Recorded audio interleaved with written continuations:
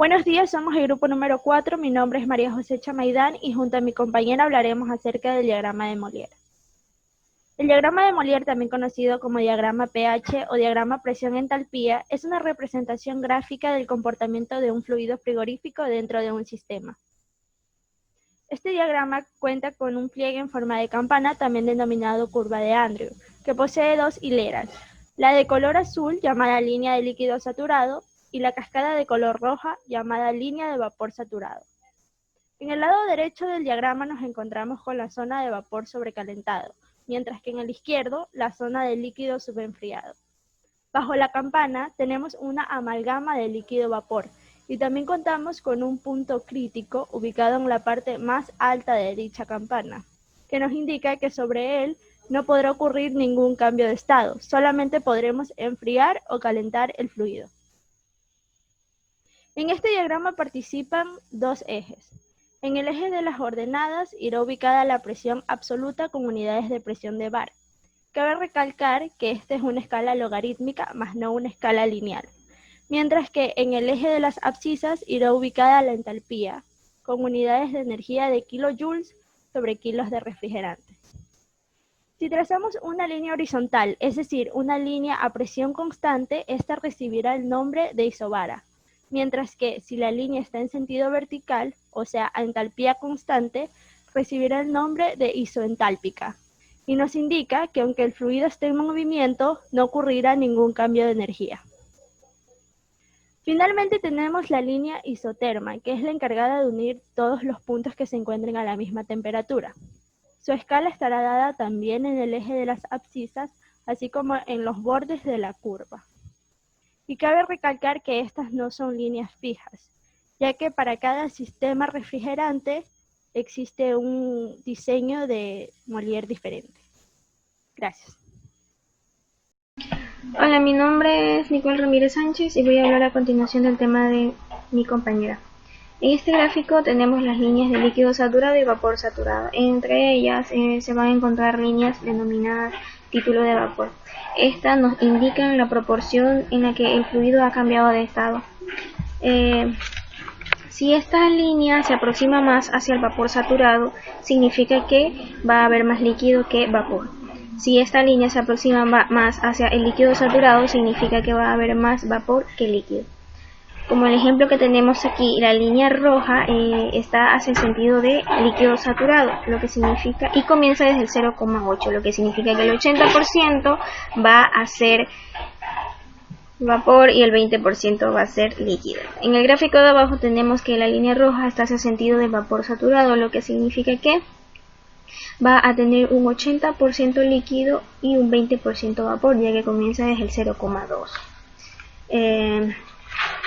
En el diagrama de Molière también existen escalas de volumen específico y estas se encuentran en el lado derecho del diagrama. Estas líneas representan que el refrigerante en todos sus puntos, el volumen específico es igual. Estas son afectadas por la fase gaseosa. A medida que estas aumentan, la presión disminuye. Esto se puede leer como el volumen que ocupa 1 kilogramo del refrigerante evaporado bajo las condiciones de presión y temperatura específicas. También tenemos la escala de la entropía. En esta de aquí está ubicada en la zona vapor sobrecalentado y está a un lado de la campana. Existe una línea diagonal que nos indica si la entropía es constante. Si esta es constante, este proceso se lo denomina adiabática, lo que significa que el refrigerante no intercambia calor con el exterior.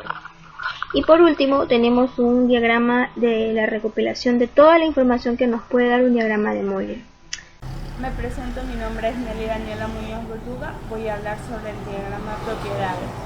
¿Qué es el diagrama de propiedades? Es para conocer de forma completa lo que es el comportamiento de las sustancias puras. Como consiguiente, voy a hablar sobre el diagrama de temperatura versus volumen. Ya. Este se consta de tres regiones. La primera región, que se encuentra al lado izquierdo, es del líquido comprimido. La segunda región, que se encuentra en el centro, es del líquido más vapor. Y la tercera región, que se encuentra al lado derecho, es de vapor sobrecalentado. Yo como ejemplo puse el agua que se encuentra a una temperatura de 140 grados Celsius.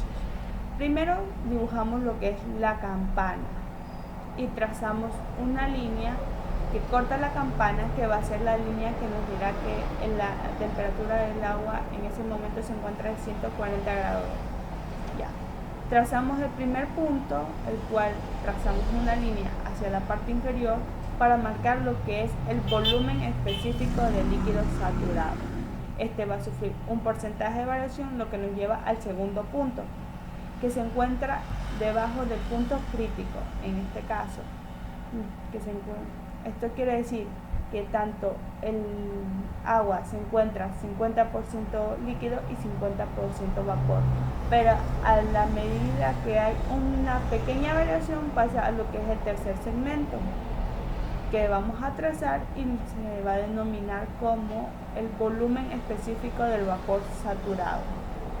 Una vez que sale del 3 a la parte derecha, quiere decir que el agua ya está 100% vapor. Vamos a trazar lo que es la línea isobara o la línea de P constante, que va a crecer de manera ascendente de izquierda a derecha, que va a marcar hasta el primer punto, se va a mantener constante del punto 1 hasta el punto 3 y luego va a sobresalir del punto 3 hacia la parte derecha, hasta la región de vapor sobrecalentado.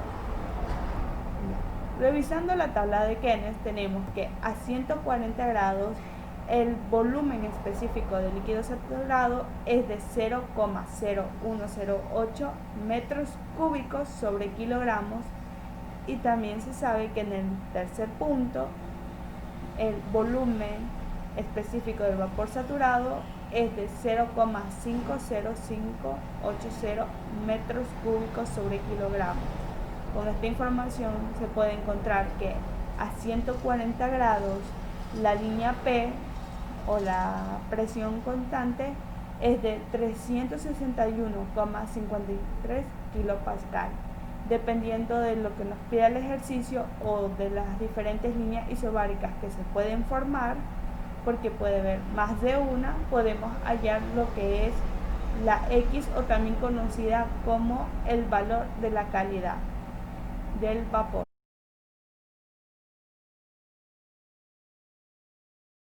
Vivian Pérez, y yo les voy a hablar sobre el diagrama presión versus volumen.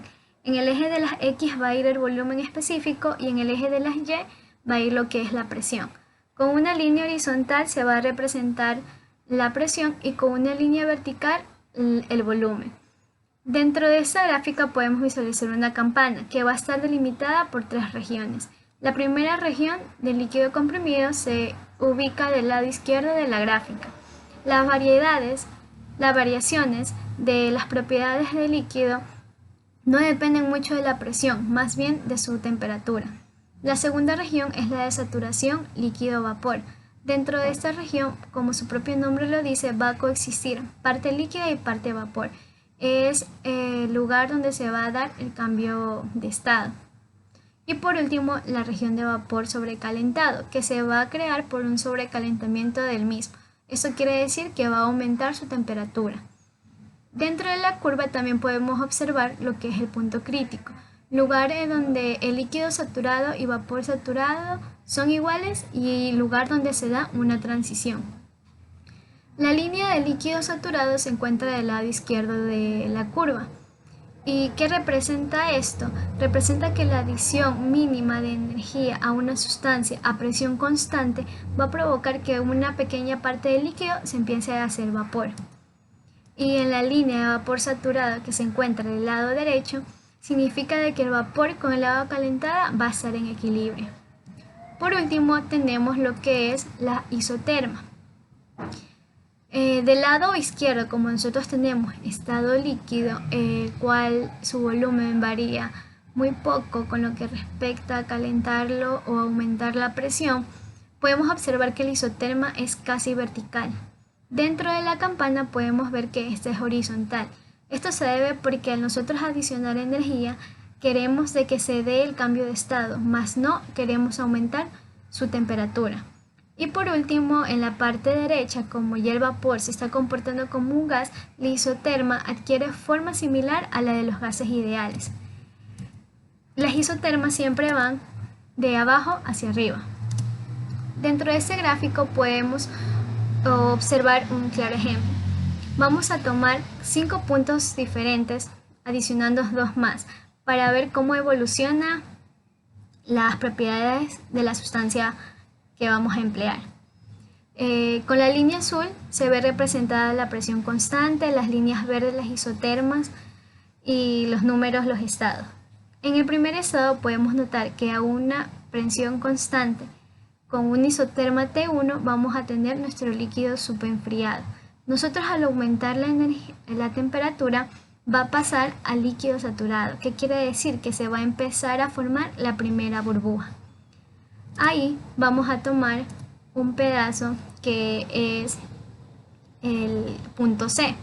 Como podemos observar, a medida que se va moviendo poco a poco, la cantidad de líquido se va reduciendo y la cantidad de vapor se va incrementando, junto con el pistón que se va subiendo debido a que el volumen va aumentando.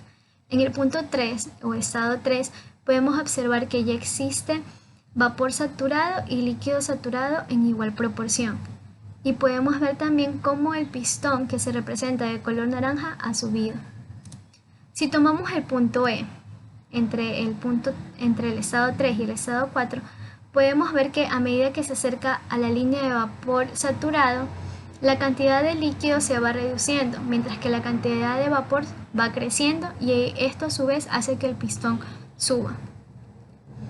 Cuando ya se haya llegado en el punto 4, en el estado 4, podemos ver de que ya existe vapor saturado. Eso quiere decir que la última gota que existía de líquido ya se transformó en vapor.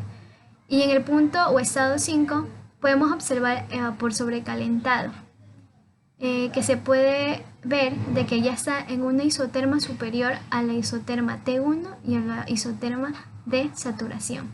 Gracias.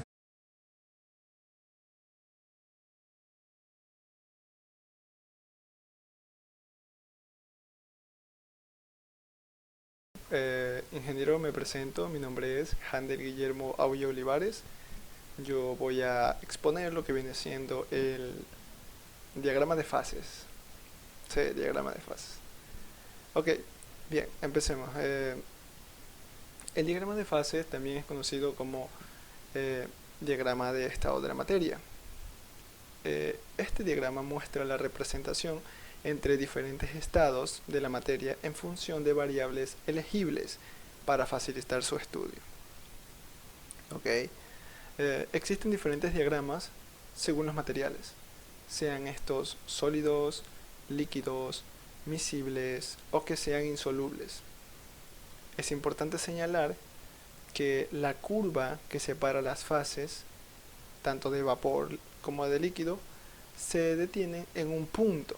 Ese punto se lo denomina punto crítico.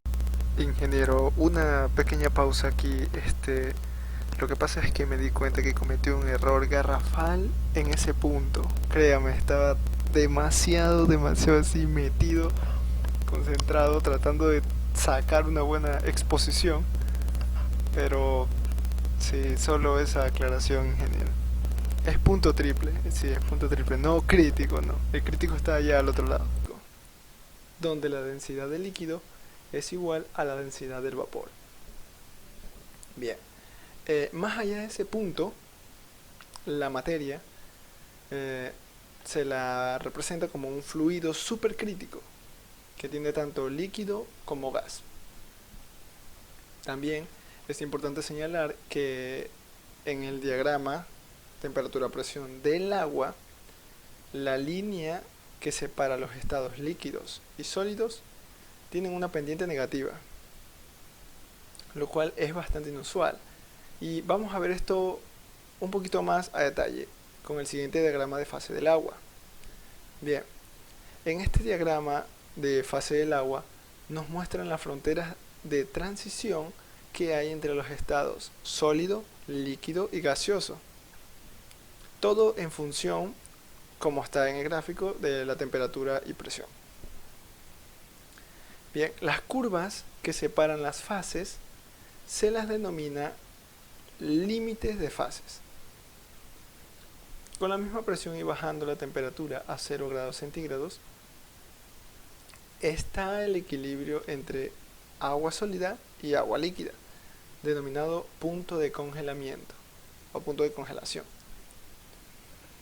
Cuando las tres curvas se encuentran, el agua está en equilibrio y se denomina punto triple, donde el agua está parcialmente sólida, parcialmente líquida y parcialmente gaseosa. ¿Ok? También una muestra de agua de un atm de presión y menos 50 grados centígrados está en estado sólido, como vemos en el gráfico. Si se aumenta a 0 grados centígrados con una presión constante, entra en proceso de fusión, donde hay un equilibrio entre sólido y líquido.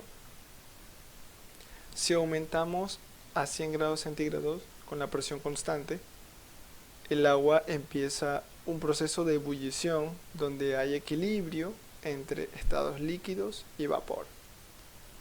Bien, si aumentamos su temperatura, el agua se evaporiza totalmente. Con valores de presión y temperatura más bajas del punto triple, el agua no existe en estado líquido. Esta solo sufre una sublimación donde pasa de sólido a gaseoso sin intervenir la fase líquida.